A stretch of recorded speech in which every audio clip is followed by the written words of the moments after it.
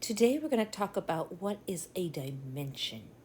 You might go to a 3D movie or work on a flat two-dimensional surface like a piece of paper, or even have a length of string which only has one dimension. And how can you have 0 dimensions? What is dimension? What does it all mean? Well, let's start out with 0.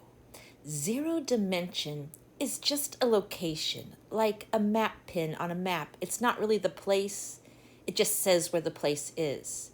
So it's just an idea of a location.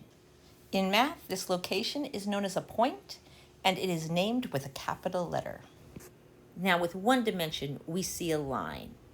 You can take any of the dimensions, whether you call it length, base, width, depth, height. Just choose 1 dimension and call it length. Now, in art, a line can be many things: dashed, curved, thick, thin.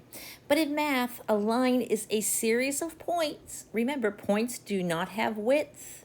And these series of points extend forever in the same direction. Lines can be named by 1 or more points on their pathway. Line segments are part of a line. It begins with a point and ends with a point. These beginning and ending points are known as endpoints. When writing, a line is signified by a double-ended arrow with the letter or letters of points on the line. A line segment is named by its endpoints and can be written in either direction. When we are looking at 2 dimensions, we are talking about area. Area measures a flat surface known as a plane. And area is a choice of 2 dimensions, but mostly we think of it as length and width. But we can also look at it as base and height, especially when working with triangles and parallelograms.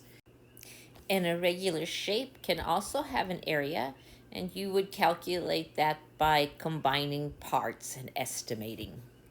I have seen in a math text the triangle symbol, then with the letters of the 3 vertices. But the real symbology is the variables. A is equal to L times W, or area is equal to length times width. For 3 dimensions, we're looking at volume or space. You choose 3 dimensions: length, width, height, base, depth, height.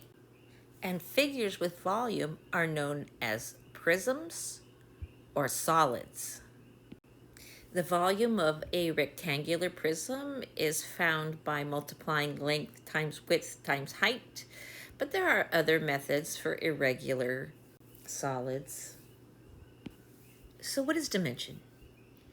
Dimension is a measurement of our perception of lines, shapes, and space. Ahui ho!